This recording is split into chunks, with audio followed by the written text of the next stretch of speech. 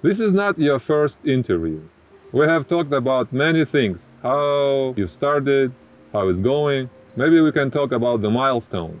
What kind of events does come up to your mind when you look back on your journey? What do you think about yourself and what do you think about Master? How have you changed and how have he changed, if he changes at all? Or maybe you think that it's hard to be objective. Just share your thoughts. Good question. Actually, the purpose of this review, I think, is actually to give the feedback of a person who has been practicing for a very, very long time. Because a lot of reviews now come from people who have just started, or it's their first retreat, first seminar, and the impressions that they get from the retreat. Obviously, they fulfill completely all their being, and the urge to share the sensations and to share this knowledge with the whole world is unbelievable. I remember myself when I just started, after my first seminar, after my first retreat, which was probably 14 years ago, and I just wanted to share this with everyone who comes across, all my friends, anyone I met. You just have this inner necessity to share this, because it changed your life in the way that you want to help people understand it and change their life as well. But this urge, it changes throughout years, and your attitude towards the practice changes, and your understanding goes beyond deep and beyond logical, because you stop analyzing and you start feeling. So you kind of share it, but in a different way. It's no longer an uncontrollable will to, fix someone or help someone change their lives, and kind of you're trying to bring new habits into people's life and change their normal life, their normal habits. It's more subtle sharing. So people just being around you, they feel it. They have this sensation of something magnetic in you, and it changes them, their way of thinking on a subtle plane. So instead of you willing to share and spread this knowledge, they want you to share. They start asking you questions. It's unimaginable, how you just feel, how people around you, they start asking you questions. What is it that you do that makes you feel like this and be like this? Because you're radiating this inner joy all the time, and your whole being, the way you look, the way you smile, the way you touch people, the way you conduct your conversation with people, it just gives them this peace, this lovely warm sensation of being around you. So my journey, I cannot say that it's a fairy tale, and I might break the concept of reviews and feedback, because normally people share how wonderful they feel after the retreat and how great everything is in their life now, all the situations and circumstances, they became like fantastically well off in business, or very happy in their families.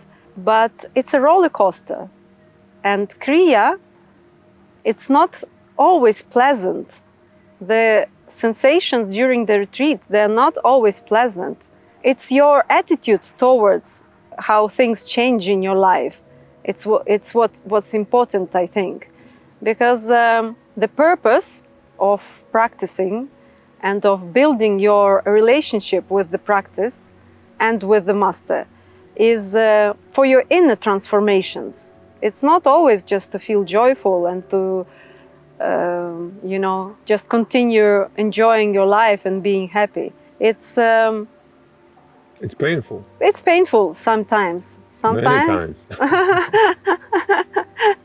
Yeah. What, So do you feel like after those painful moments, after those hardships, that they all happen within? Maybe, of course, they can happen like in your life as like external events, but do you feel like they make you stronger, or they give you some kind of experience that allows you to move forward and realize that even like a month ago you wouldn't understand that, but now after everything that happened, especially after retreat or during retreat, that's what I was talking about, like a little milestone. You feel like this not going to stop anytime soon. You just keep forward. You just no, step after step. you are actually looking forward. Personally, I am eternally grateful for this pain because I understand that it's my growth. You don't look at it anymore as something unpleasant. You As look at it, punishment. exactly. You look at it as something that makes me evolve and that makes me even more stronger. And if it doesn't happen, then that's it. You're just like floating, you're not moving anywhere. So every retreat and every meeting with the master is, I call it an upgrade to my system. And every retreat, it kind of brings you to a completely new level of understanding yourself, the practice, master of who he actually is, and the quality of the energy that he transmits. And yeah, exactly. It's you appreciate it so much, even if it's not pleasant, and even all the situations that appear in your life, and it brings in a joy, because your understanding towards them has changed so much. You understand that it's a blessing. I would like to ask you your relationship with Master. Is it hard to explain, or does he also change, or is he always permanent? Do you feel like the practices he gives or the knowledge that he gives some kind of new, or maybe it's the same and you're changing? How can you elaborate on that? From my experience, I've lost count on how many retreats and seminars, and in constant communication with Master for many years. I feel that he was always the same. Just he opens up every time as a new wave of knowledge, as a new wave of energy. And also, as you progress and as you grow, your sensitivity increases vastly. So your receptors and your brain cells, they grow, and they're able to distinguish these new qualities. And it comes up to you as he has become stronger. His energy has become stronger. And the information that he transmits is more deep and more sometimes even difficult to understand and to perceive. But in reality, I think that he remains the same, and his power is just every time opens up slightly more. And as you are ready to receive this information in that form, it's like when you come to your second, third, fourth retreat, you listen to the information and you're capable of understanding only a slight little part of it. For example, 10%, 20%. You hear more or less the same information over and over again, but your perception of this information changes because you understand the depth. It could be the same sentence that has been repeated hundreds of times, but on the 101, it sinks into you so deep, and it opens up the actual true meaning of this phrase. And I think it's on a subtle plane, on the more kind of sensing rather than understanding it with your mind. Because during the retreat, you go beyond the logical, beyond the understanding of your mind, and you receive this information with the sensations of the body. So, I mean, we all progress, and we could say possibly that Master grows as well, and he also progresses together with us. But the qualities are the same. Sometimes I think that words that he says are just a vessel for that energy. And can you agree that sometimes, even if he repeats the same again and again, like when he leads the practice, do you feel that sometimes you don't even have to hear the words, but that radiation, that waves of energy, that's what's important, and words are just a form. As he often says, words are the best transmitter of information and energy. They're just very simple and primitive in a way. There are no words to express this. They just don't exist. And energy, each phrase that is transmitted by the master, it holds a completely different energy. So it could be the same phrase, but it carries absolutely different information. And every time it's like it's a new wave, you know? It's the same, you can compare to the sea or an ocean. You know, all waves on the ocean, they're more or less similar if you look at them, but each wave is unique. So it's the same, the similarity of what he says, and it's the actual uniqueness that is there in each phrase. I think it's more or less you can compare, and you have to experience it. You have to experience it, definitely. Have you ever felt like the waves were too hard for you, and you felt you need maybe to, recuperate? You need time to absorb it. What you usually do, what is your routine? Like when you feel that you are overloaded and you don't manage to handle it, you can't handle it. What do you usually do on your own time? How do you, what is your go-to? You know, I'm a mother of 3. So I have a family, a husband and 3 children. And they keep you busy. They keep me busy, and also they're a great help for me to ground myself. Because sometimes after the retreat, you feel so overwhelmed, you know, with the sensations and with the energy, that you need some time to actually absorb it and to kind of place it in the right order in your body, in your consciousness. Do you think there are some people that shouldn't come to the retreat? They are not ready? I think everyone is ready.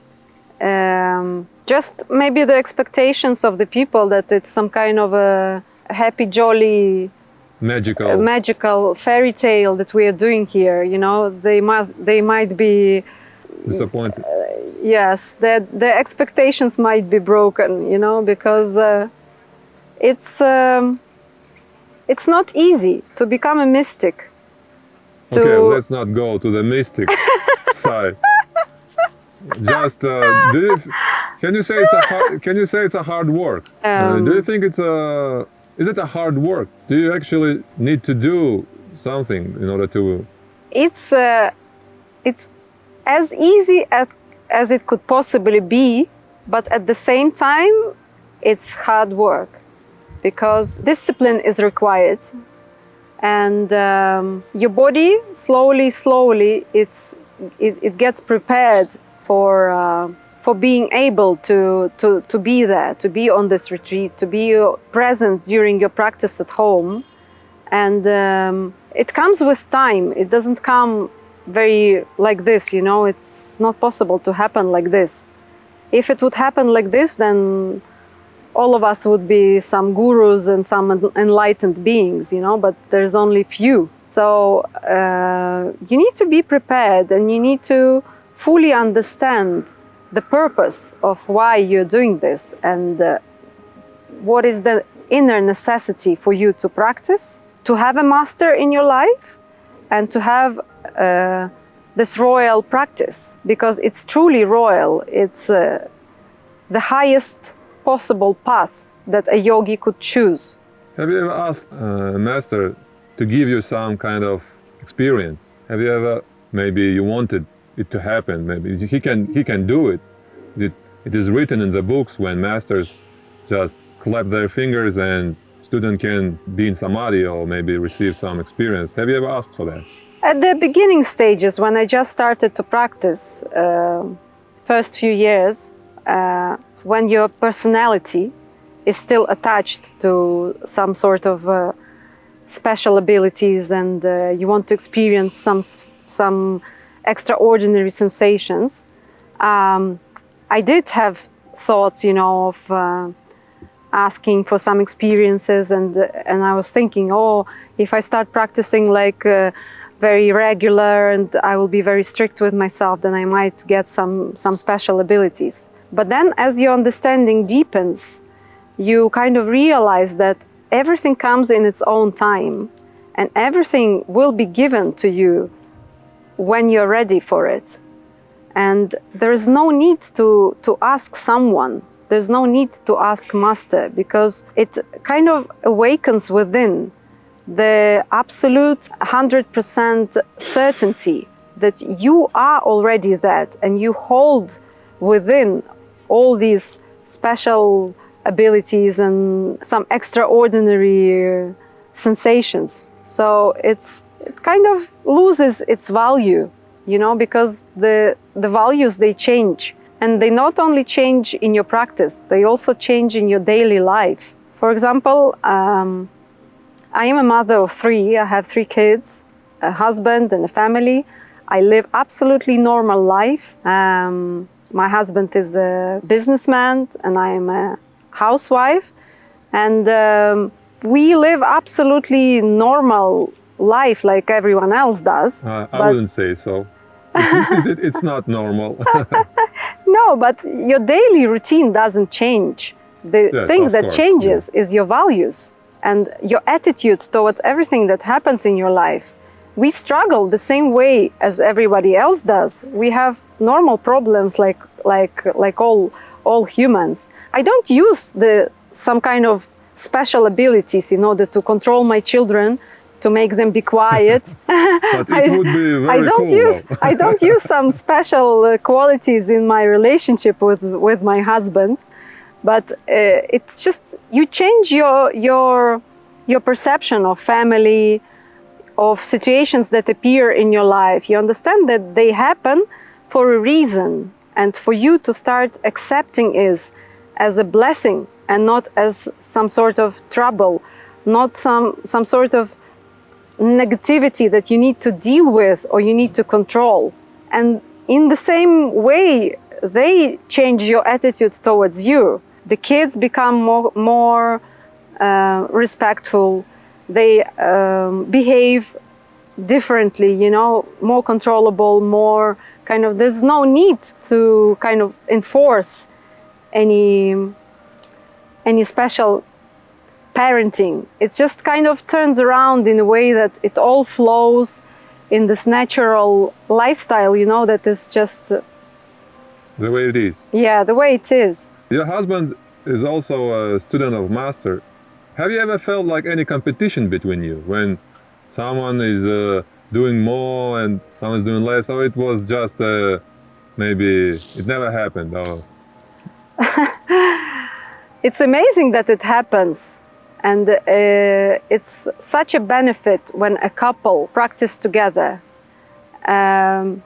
because you always kind of, someone goes slightly further and picks up some speed in their progress, in their practice, in their growth, in their development.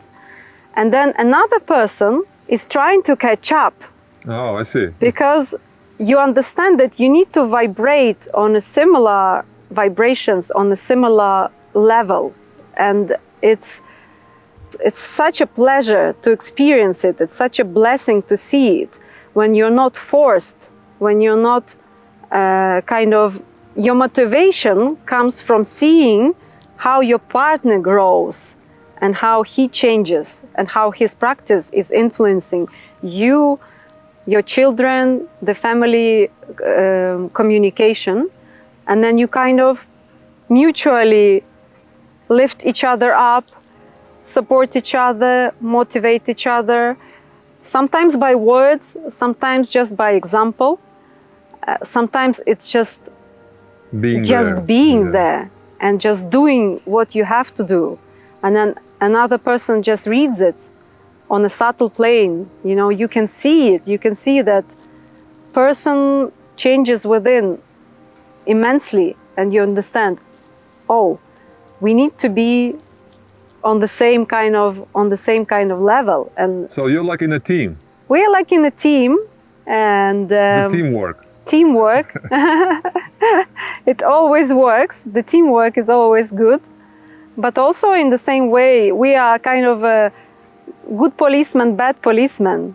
And we sometimes, I wouldn't call it control, but we kind of check up upon each other. You know, like, hello, are you practicing? Have you done your practice? So it's good, you know, it gives you this uplift, and it gives you a very warm sensation of being supported and being in tune with each other. And obviously having the same aim, the same goal in the family, and understanding each other as a divine being and not a role of husband and wife, male or female. Yeah. It just gives you this like there's no competition, it disappears, and there's no more expectations of each other as it would be in a normal family or in a normal everyday relationship, you know. Do you go for advice when you have maybe some kind of misunderstanding? Do you go for advice to master, and does he always help, or he can just say deal with it with yourselves, or maybe he always comment and tries to help? I think my experience lately, as I said, I've been practicing for many years, and obviously first 5-10 years I was always asking master for advice. It was advice obviously regarding the practice, regarding the relationship issues, attitude towards the outside world and towards yourself. But lately, I think when you practice for a longer period of time, you kind of find this fine tuning, and this connection with the master becomes so subtle that the need to be always asking him and consulting and taking your daily problems and kind of asking him to support you and help, it disappears. Because you, first of all, build the inner knowledge and inner certainty of knowing that all the answers are within you, and you need to just go within and find all the answers there. And at the same time, if we continuously keep connecting ourselves with the form, with the physical form of Master as he is, with the individuality, then it's difficult to find this thin, more fine connection with him. So on a more progressive level, I think our task is to try to find this thinner connection and ask these questions on a more subtle level. So if I have some unanswered question that I couldn't find within me, then I would turn to him in meditation, in practice. And he always comes. He always replies, always.